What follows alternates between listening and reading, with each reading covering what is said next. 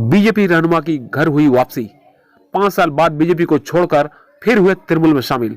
आज हुगली जिला तृणमूल कांग्रेस के सदर अरिंदम गोइन, एमएलए असीमा पात्रो और एमएलए तपन दास गुप्ता ने देवव्रत विश्वास और बावन को हाथों में तृणमूल का परचम थमा दिया।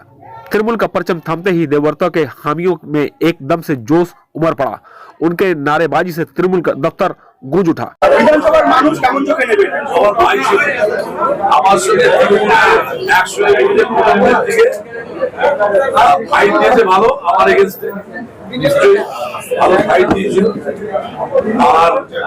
বলতে পারি যে আজ থেকে কাল রাতে খবরটা হয়ে গেছে, আজ থেকে তৃণমূল কংগ্রেসে সাধারণ কর্মীরা উজ্জীবিত দেবব্রত বিশ্বাস বিজেপি ছেড়ে দলে আসার জন্য, আমাদের দলে আসার জন্য। আর বিজেপি শেষ গতকাল পরিপন্থী ছিল, ও বিজেপি করতো কথা হতো তো অবশ্যই, কোনো অসুবিধা নেই। ও ভালো ছেলে, সোশ্যাল ওয়ার্ক করে, ভালো কাজ করে। এটা থেকে কি মনে হচ্ছে যে আপনাকে যেটা করতেই কি ওনাকে বিজেপিতে পাঠিয়েছে? কে কোথায় টিকিট পারে দিদিছা না, উনি যে আগের বার গেছিল, আপনি জিতবেন করে যেটা ইয়ে করা হয়েছিল, ওটা কি হচ্ছে? বিজেপি টিকিট দিয়েছিল, সেই জন্য পাঠিয়ে যেতে যে আপনার টিকিটটা আপনার ভাই পাচ্ছে, সেটা আপনি জিতে যাবে। এইসব দেখুন, আজকে দীর্ঘদিন পর ঘরের ছেলে যখন ঘরে ফেলে, বাড়ির ছেলে যখন ঘরে ফেরে, তখন সেটা যেমন আনন্দের দিন, ঠিক একইভাবে আমাদের মধ্যে আমাদের দেবব্রত বিশ্বাস যে দীর্ঘদিন তৃণমূল কংগ্রেসের সঙ্গে ছিল, কিন্তু যে কোনো কারণবশত হোক সে বিজেপিতে ছিল, সে বিজেপির হুগলি জেলার লোকসভার কো-কনভেনার ছিল। তো আজকে আমাদের ভাই আমাদের ঘরে আবার ফিরছে তৃণমূল কংগ্রেসের পতাকা নিয়ে, মমতা বন্দ্যোপাধ্যায়ের আদর্শে, আমাদের সেনাপতি অভিষেক বন্দ্যোপাধ্যায়ের নির্দেশে যেভাবে সে কাজ করবে সে তার অঙ্গীকারবদ্ধ। তো আজকে আমরা এখানে আমাদের জেলার চেয়ারম্যান বিধায়ক অসীমা পাত্র উপস্থিত আছেন, আমাদের প্রাক্তন মন্ত্রী, জেলার প্রাক্তন সভাপতি বিধায়ক তপন দাশগুপ্ত এখানে উপস্থিত আছেন, এখানে আমাদের প্রিয়াঙ্কা যুবর সভানেত্রী উপস্থিত আছে, এছাড়া অন্যান্য নেতৃত্বরা এবং আমাদের সপ্তগ্রাম বিধানসভার গুরুত্বপূর্ণ নেতৃত্বরা সবাই এখানে উপস্থিত হয়েছে। তো আজকে আমাদের কাছে সত্যি খুশির দিন যে আমাদের দেবব্রত বিশ্বাস দেবু আমাদের ঘরে আবার ফিরেছে। তো আজকে ওর তৃণমূল কংগ্রেসের পতাকা নিয়ে আবার যাত্রা শুরু হবে।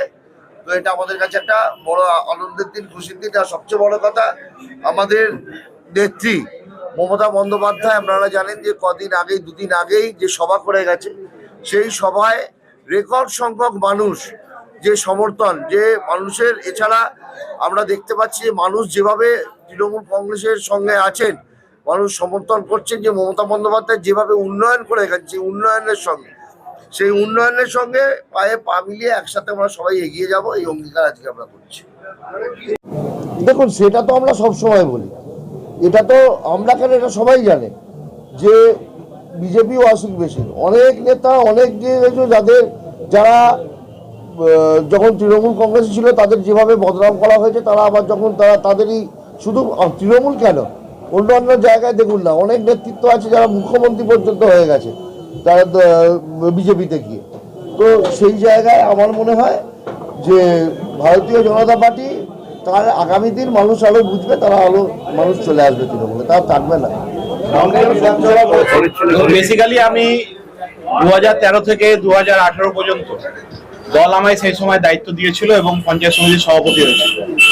তারপর কিছু ভুল বোঝাবুঝির কারণে আমি সেই সময় বিজেপিতে গেছিলাম এবং বিজেপির লোকেরা আমাকে আপন করে নেয়নি, তাদের নেতৃত্ব আমাকে আপন করে নেয়নি এবং অনেক কষ্ট নিয়েও চেয়েছিলাম। তারপরে আমরা দেখেছি বাংলার যুবরাজ যেভাবে কেন্দ্রীয় সরকারের বিরুদ্ধে যেভাবে বুক চিতিয়ে লড়াই করছে, বাংলার জননেত্রী, বাংলার মুখ্যমন্ত্রী মমতা বন্দ্যোপাধ্যায় যেভাবে নানা ধরনের প্রকল্প মানুষের জন্ম থেকে মৃত্যু পর্যন্ত যে প্রকল্পগুলো মানুষের কাছে পৌঁছে দিচ্ছে, এবং আপনারা সংবাদ মাধ্যম গতকালও দেখবেন বহু মানুষ ঘরের জন্য 60,000 টাকা করে তাদের অ্যাকাউন্টে ঢুকে গেছে অলরেডি। ফার্স্ট লটের 1,20,000 মধ্যে 60,000 টাকা করে ঢুকে গেছে। এবং বাংলার বহু বঞ্চিত মানুষ যারা ঘর পাচ্ছে, গরিব মানুষ, দিদির যে স্কিমগুলো আপনারা দেখবেন, দীঘায় যেভাবে জগন্নাথ মন্দির হয়েছে, আজকে দুর্গা অঙ্গন বলে আপনারা নিউ টাউনের ওখানে হচ্ছে প্রায় 17 একর জমির ওপরে, যেভাবে দিদি একদিকে বাংলার উন্নয়ন করছে, সেভাবে ধর্মীয় স্থানগুলোকেও দিদি ঢেলে সাজিয়ে দিচ্ছে, যাতে বাংলার কোথাও কোনো মানুষের বিভাজনের কোনো রকম কোনো চিহ্ন, বিভাজনের কোনো কষ্ট না থাকে মানুষের মধ্যে। সেই জন্য দিদি সবাইকে সর্বধর্ম সমন্বয়ে সমস্ত মানুষকে নিয়ে চলছেন। আর বাংলার যুবরাজ যেভাবে বাংলার ইয়ং ছেলে মেয়েদের ক্রাস যেভাবে রাস্তায় নেমে লড়াই মানুষকে উদ্বুদ্ধ করছে এবং মানুষের প্রকল্পগুলো মানুষের দুয়ারে দুয়ারে পৌঁছে দিচ্ছে, যেভাবে ইয়ং ছেলেমেয়েরা উদ্বুদ্ধ হচ্ছে, তাতে আমরা সকলে খুশি হয়ে আমরা দিদির লড়াইতে আগামী 26-এর নির্বাচনে আমরা আমাদের অরিন্দম দা আছে জেলা প্রেসিডেন্ট, দিদি আছেন অসীমাদি মাননীয় বিধায়ক, অসীমাদি আছেন চেয়ারপারসন, মাননীয় বিধায়ক সত্যবান তপন দাস মহাশয় আছেন, আমাদের সিনিয়র লিডার, তাদের নেতৃত্বে আমি পুনরায় তাদের সম্মতিতে আমি দলে আবার জয়েন করার জন্য মানসিকভাবে আমি স্থির করেছি। কত কর্মী নিয়ে জয়েন করছেন? আমরা প্রায় 2,500-3,000 কর্মী নিয়ে আজকে জয়েন করেছি। জয়েন করছেন পুনরায় ঘর পাচ্ছি এই মুহূর্তে? দেখুন, তৃণমূল কংগ্রেস আমার পুরনো ঘর, এবং আশা করব দল আমাকে যেরকম দায়িত্ব দেবে সেই দায়িত্ব নিয়েই সাধারণ কর্মী হিসাবে মাঠে নেমে কাজ করব। আগামী দিনে দলের নেতৃত্ব আছে, কারোর সাথে আমার কোনো মতপার্থক্য নেই, আমার কোনো ক্ষোভ, কোনো দেশ কিচ্ছু নেই। দলের নেতৃত্ব, উচ্চ নেতৃত্ব যেরকম দায়িত্ব দেবে দলের কর্মী হিসাবে ঝান্ডা নিয়ে আমি লড়াই করব। তৃণমূলে বলতে মহামিত্র হয়েছিল, তাই চলে যাওয়া সর্বভারতীয় বিজেপি দল, কি সমস্যা হচ্ছিল? তারা আপন করে নিতে পারেনি, হয়তো আমি তৃণমূল পেয়ে গেছিলাম বলে, হয়তো তাদের কোথাও সমস্যা হচ্ছিল, তাদের অনেক বড় বড় নেতৃত্ব আছে, হয়তো আমায় আপন করে নিতে পারেনি। আমি আমাদের দল পুরনো ঘরে আমি ফিরে এসেছি এবং তারা আমায় আপন করে নিয়েছে, তাদের কাছে আমি কৃতজ্ঞ, এবং আমায় যেটুকু কাজ করার সুযোগ দেবে, দল যেরকম নির্দেশ দেবে সেরকম আমি কাজ করব। আপনি বলেছেন আপন করে নিতে পারেননি, কিন্তু টিকিট পেয়েছিলেন, সেন্ট্রাল ফোর্স পেয়েছিলেন। সেন্ট্রাল ফোর্সটা ভোটের সময় দিয়েছিল এবং তা উইথড্র করে নিয়েছিল, এবং দলের বিভিন্ন কোনো কর্মসূচিতেই আমাকে ডাকা হয়নি, কোথাও আমাকে ডাকা হতো না, এবং টোটালটাই ব্রাত্য করে রাখা হয়েছিল। এবং আমরা যে কোনো কর্মসূচি নিলে তার পাল্টা কাউন্টার কর্মসূচি করে কয়েকজন, মানে হুগলি জেলা বিজেপিটা কয়েকজন নিজের পৈতৃক সম্পত্তি ভেবে নিয়েছে।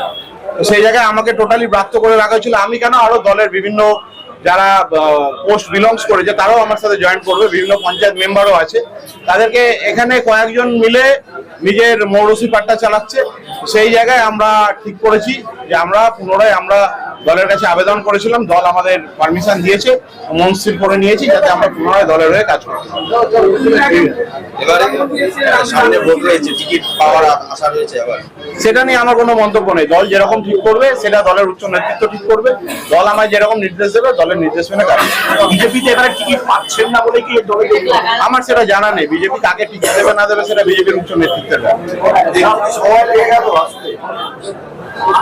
সেটাও ব্যাপার না। আমরা কাজ করি মানুষের, আমরা কাজ করতে ভালোবাসি, বিশেষ করে আমরা দলের যুবরাজ যেভাবে সারা পশ্চিমবঙ্গ জুড়ে লড়াই চালাচ্ছে, দলের সেনাপতি তার কাজকর্ম দেখে আমরা আনন্দিত হয়ে, আমরা অনুপ্রাণিত হয়ে, আমরা তার আদর্শ অনুপ্রাণিত হয়ে আমরা এসেছি। বলতে পারবো না, কিন্তু যারা জেলা চালাচ্ছিল তারা নিজেরা মানে পৈতৃক সম্পত্তি ভেবে নিয়েছিল, তারা তাদের মতন করে চালাচ্ছিল, সেরকম কোনো ব্যাপার নেই, তাদের সাথে আমরা অ্যাডজাস্টমেন্ট হচ্ছিল। দেখুন, সেটা তো আমরা সব সময় বলি, এটা তো আমরা কেন, এটা সবাই জানে যে বিজেপি ওয়াসিক বেশির অনেক নেতা, অনেক যারা যখন তৃণমূল কংগ্রেস ছিল তাদের যেভাবে বদনাম করা হয়েছে, তারা আবার যখন তাদেরই শুধু তৃণমূল কেন, অন্যান্য জায়গায় দেখুন না, অনেক নেতৃত্ব আছে যারা মুখ্যমন্ত্রী পর্যন্ত হয়ে গেছে তারা বিজেপিতে গিয়ে। তো সেই জায়গায় আমার মনে হয় যে ভারতীয় জনতা পার্টি তার আগামী দিন মানুষ আলো বুঝবে, তারা মানুষ চলে আসবে তৃণমূলে।